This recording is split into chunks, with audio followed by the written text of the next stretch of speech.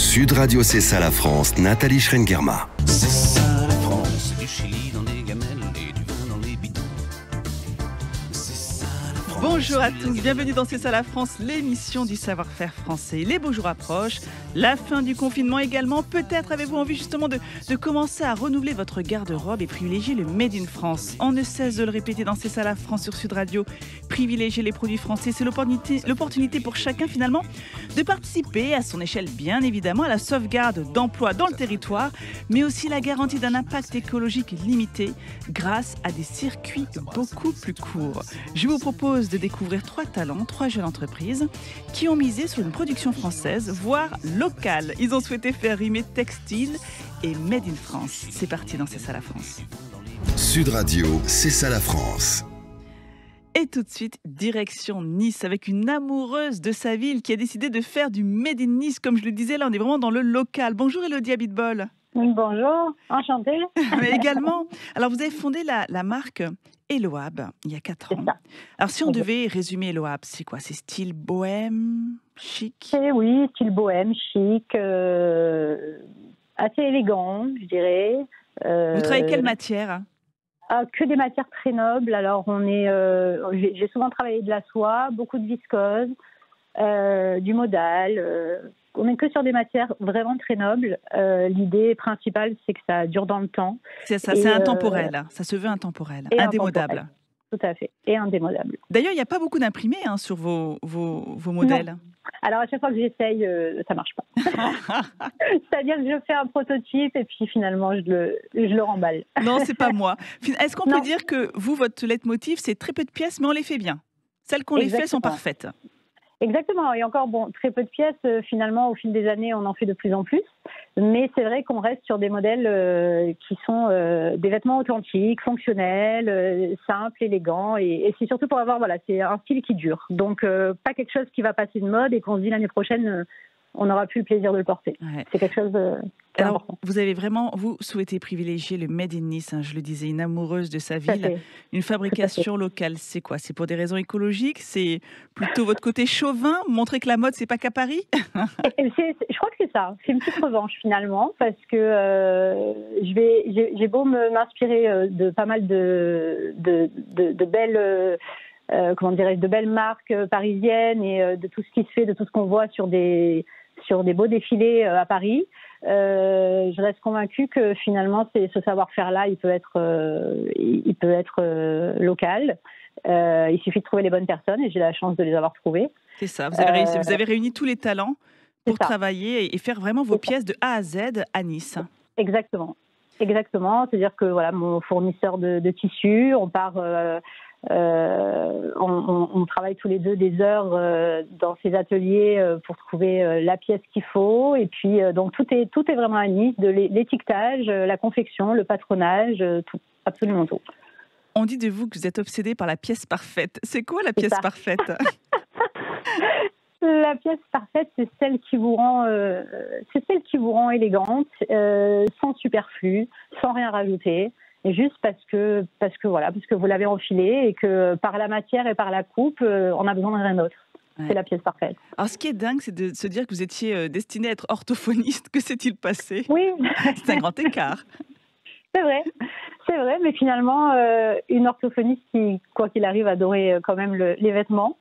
Et puis finalement, des choses de la vie font que des fois, on s'oriente vers autre chose et puis ça a toujours été une passion. De toute façon, même petite fille, je dessinais que des robes au lieu de dessiner des soleils, donc c'est quelque chose qui était en moi. Et puis finalement, j'ai eu la chance de pouvoir lancer cette belle aventure et c'est vrai que c'est une très très jolie aventure parce que de faire soi-même, ça n'a rien à voir avec la revente,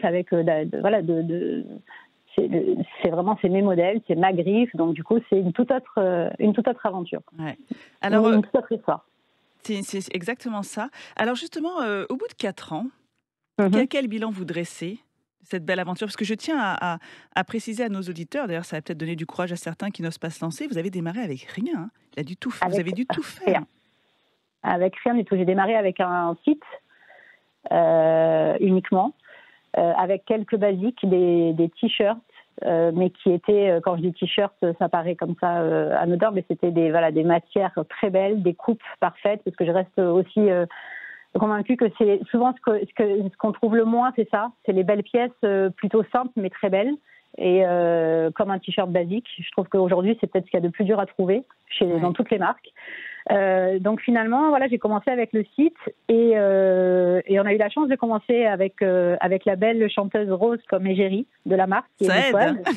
Bien sûr, c'était un beau cadeau et un joli clin d'œil parce qu'elle est niçoise. Donc du coup, elle était une belle ambassadrice.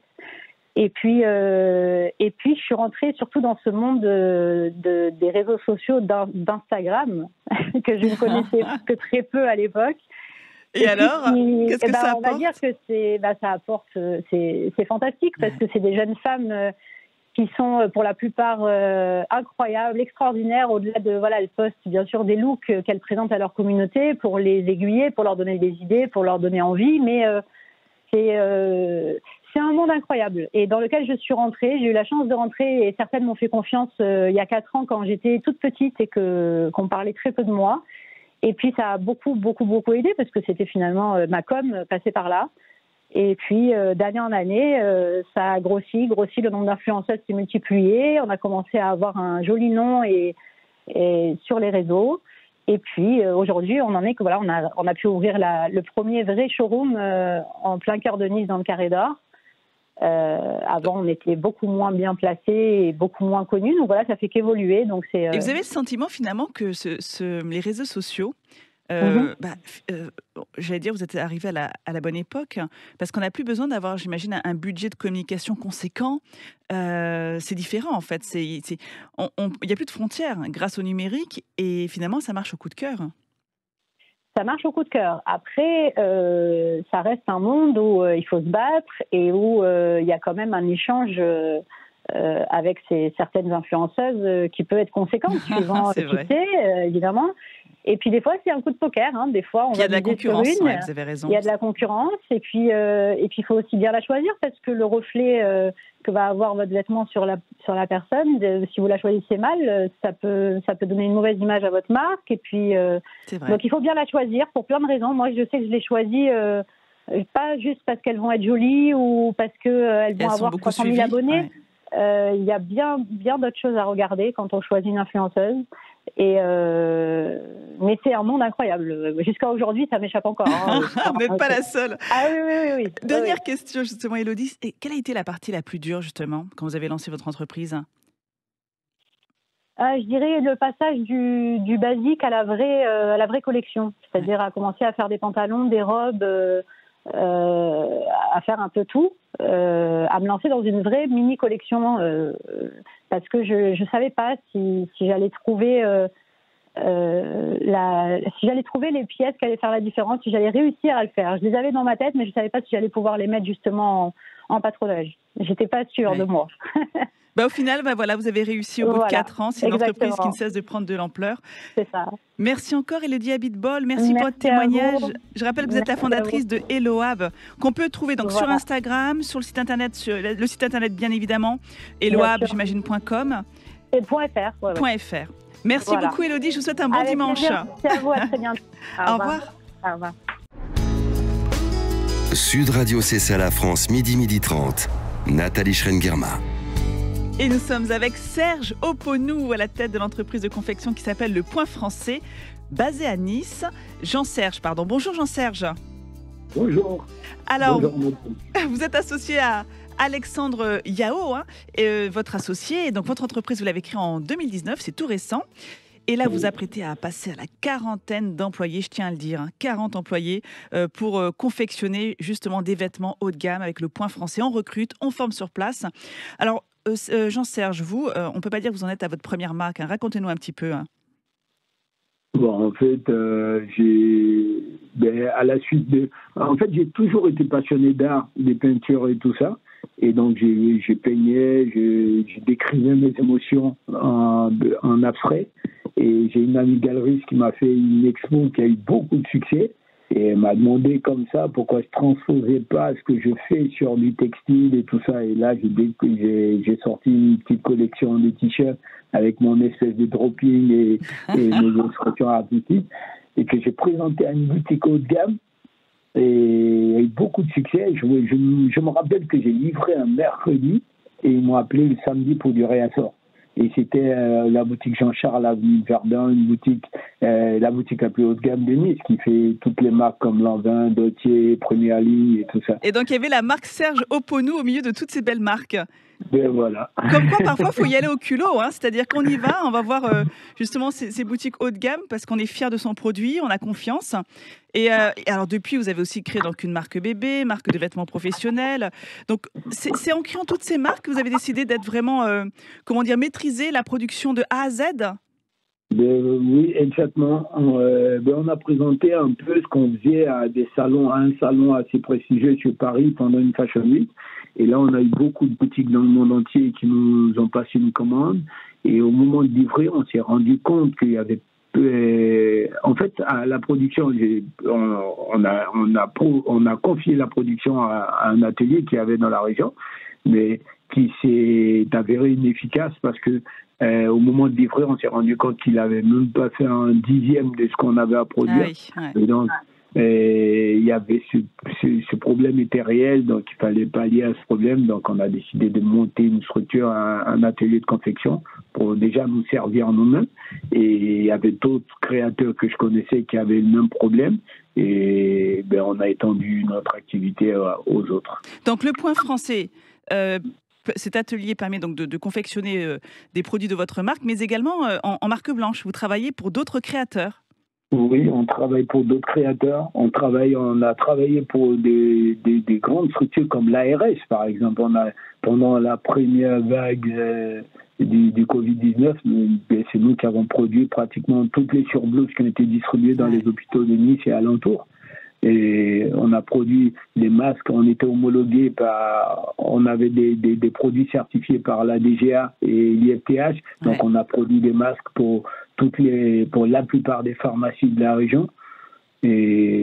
Votre force, c'est ça, c'est cette grande capacité de produire sur le sol niçois.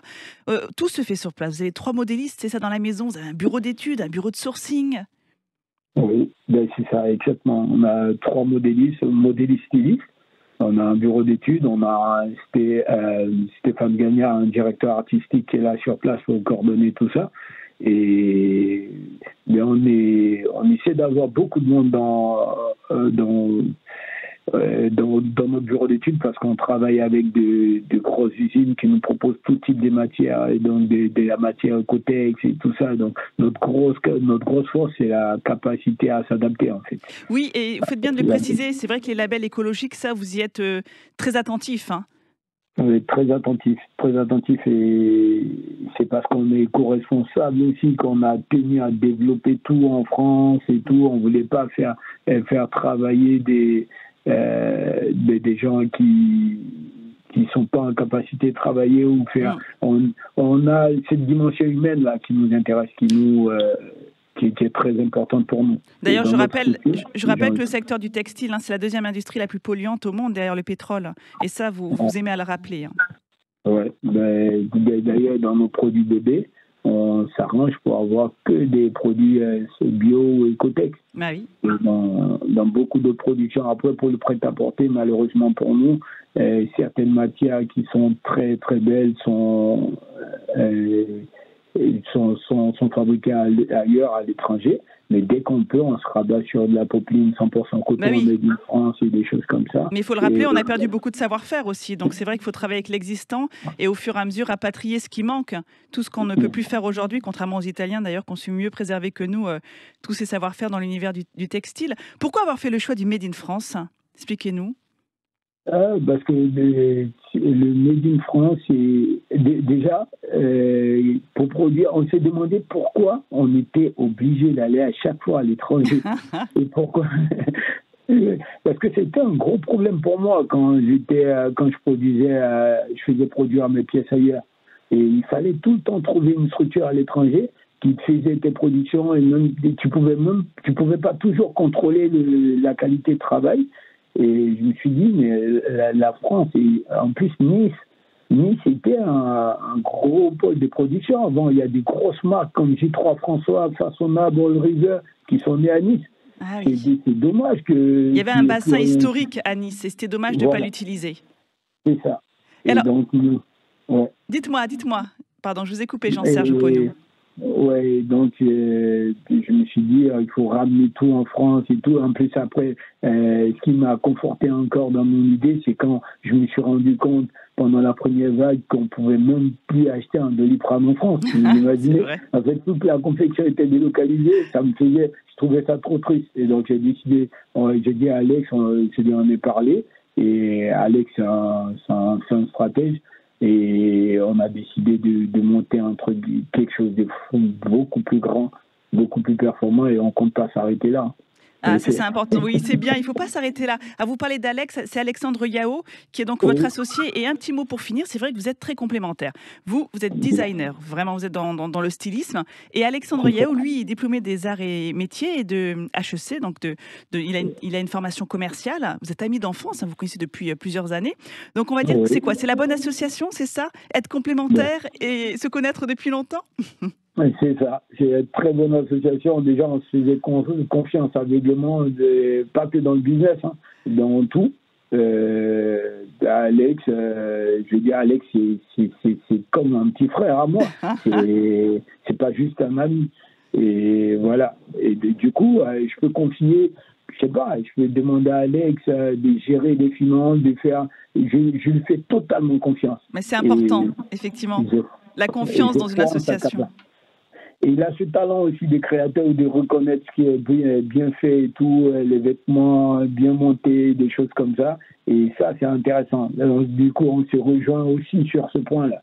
Merci en tout cas, Jean-Serge Oponou. Je rappelle que vous êtes à la tête de cette entreprise de confection, Le Point Français, basée à Nice.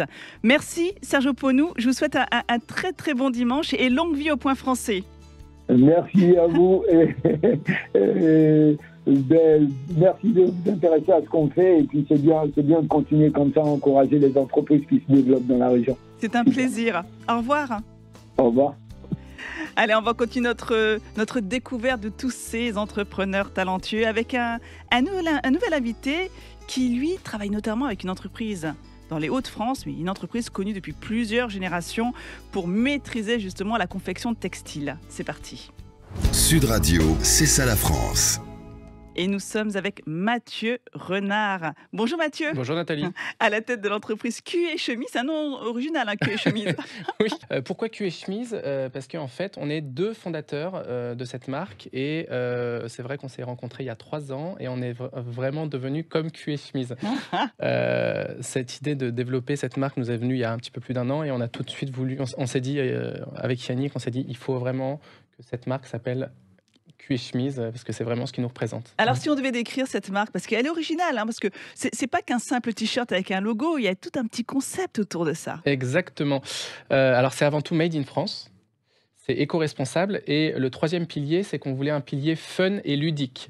Et le concept Cul et Chemise, c'est en fait des écussons que tu viens scratcher sur soit ton t-shirt, soit ton sweat. Et c'est vraiment ça le concept.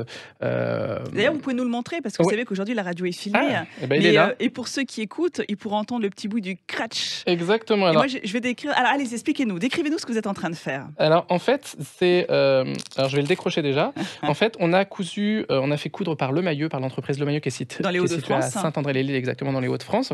Donc, les t-shirts sont faits là-bas, sont tricotés, cousus là-bas. Et en fait, Lemayeux vient coudre un velcro boucle au niveau du pectoral gauche avec un petit drapeau. Alors, le petit drapeau sert à 2 choses. Il sert à montrer qu'on est made in France. D'ailleurs, la marque est vraiment faite tout en France. C'est-à-dire que tout est fait dans un dans un rayon de 300 km entre Lille et Paris. Voilà.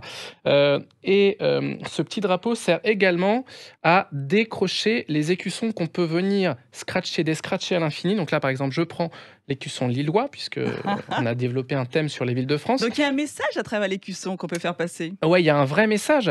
Là, on a développé pour le moment 4 thèmes d'écusson, un thème summer, un thème citadin, un thème ville de France et un thème animaux totem. Et en fait, dans l'idée, c'est d'avoir à terme des centaines et des centaines d'écussons pour chaque matin pouvoir s'habiller selon son humeur, selon ses envies. Et d'ailleurs, on peut, durant la journée, si on change d'humeur, par exemple, moi je mets mon petit écusson lillois le matin, et l'après-midi, par exemple, je change d'humeur, et bien je descratch. C'est très simple, il faut attraper le petit drapeau. Est-ce qu'on pourrait imaginer des écussons? Je suis célibataire. Alors, on est en je recherche l'âme sœur. Exactement. On est en train de développer plein de thèmes, et en particulier, là, on fait la fête des pères arrive, donc on va faire un thème spécial fête des pères, mais la Saint-Valentin, il y aura. Mais exactement, Noël. Là, on est en train de développer. En fait, on a développé les villes de France, mais on est en train de développer aussi un thème sur les régions. Voilà, et dans l'idée, c'est vraiment toutes les 3 semaines un thème différent. Voilà, donc pour en revenir sur le concept, on scratch, on descratch, donc sur le velcro, boucle qui est cousue sur le t-shirt, et en fait derrière l'écusson qui est brodé à Ledin dans le nord de la France, on a ce petit velcro crochet qui vient s'accrocher comme ça, aussi simplement que ça, sur le t-shirt ou sur le sweat. Voilà. Alors, je tiens à préciser que vous n'êtes absolument pas du monde du textile. Du tout. Mais alors rien à voir avec le textile. On vous connaît plutôt dans le monde de l'audiovisuel. Ouais. Vous avez travaillé pour beaucoup de productions de télévision. Donc... Tout à fait. Et qu'est-ce qui s'est passé alors ? Alors moi, j'ai fait d'abord une formation je voulais être prof de sport, donc j'ai fait STAPS. Ensuite, je suis devenu sapeur-pompier, maître nageur, et puis je suis arrivé à la télé en 2007. J'ai travaillé pendant 12 ans pour plusieurs productions. Donc les reconversions, ça vous connaît, hein ? Les reconversions, mais c'est ce que j'aime en fait. J'aime pas la routine et j'ai vraiment envie de rebondir. On n'a qu'une vie. Aujourd'hui, je suis fondateur de cette marque, mais en parallèle, je suis également créateur de contenu sur Instagram. Voilà. Et en effet, j'ai travaillé 12 ans en télé, je m'occupais des castings candidats en particulier. J'ai également travaillé sur une émission que vous connaissez peut-être qui s'appelle Secret d'Histoire avec Stéphane Bern. Oui, bien sûr. Voilà. Alors justement, cette nouvelle expérience, c'est complètement nouveau pour vous, c'est un terrain vierge. Racontez-nous un petit peu par quoi on commence. C'est-à-dire que vous avez l'idée avec votre associé et ensuite, qu'est-ce qu'on fait ? Alors, on a eu l'idée, en effet, il y a un peu plus d'1 an, mais c'est une vraie aventure. C'est-à-dire que Yannick et moi, on n'est pas du tout spécialistes dans le milieu de la mode. Mais on s'est dit, je pense que le Covid a joué d'ailleurs, c'est grâce ou à cause du Covid qu'on s'est vraiment décidé. On s'est dit, on est vraiment dans cette crise mondiale, on n'a pas envie d'être... Ne soyons pas tristes, lançons-nous dans l'aventure. Alors, c'est difficile de faire du made in France, de faire une marque de vêtements, d'autant que quand on n'est pas dans le milieu... et que j'y connaissais que dalle. Donc, on a eu la chance de pouvoir rencontrer des gens qui étaient plus dans ce milieu, qui ont pu nous conseiller. Découvrir les entreprises qui fabriquent en France. Exactement. On a en particulier contacté Le Mailleux qui nous a tout de suite ouvert ses portes. On a d'ailleurs été visiter l'usine il y a quelques mois. Donc, on travaille avec Le Mailleux.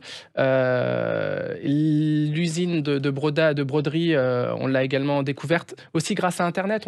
On est tous les deux créateurs de contenu et c'est vrai que le fait d'avoir une communauté sur Instagram nous aide dès qu'on a une question, dès qu'on se pose une question, il suffit j'ai envie de dire, de poster une petite story et nos abonnés nous répondent directement. Et ça nous a beaucoup aidé. En même temps, la famille du Made in France, on peut le dire, hein, aujourd'hui, il y a une vraie famille d'entrepreneurs du Made in France, notamment aussi autour de Guillaume Gibaud du Slip français. Oui, tout à fait. Il y a une volonté vraiment d'essayer de sourcer tous les savoir-faire autour du textile et d'essayer d'avancer ensemble. Exactement. Pour relocaliser des étapes qui ne se font plus sur le territoire français, notamment, je pense, dans la filière du lin. Ouais.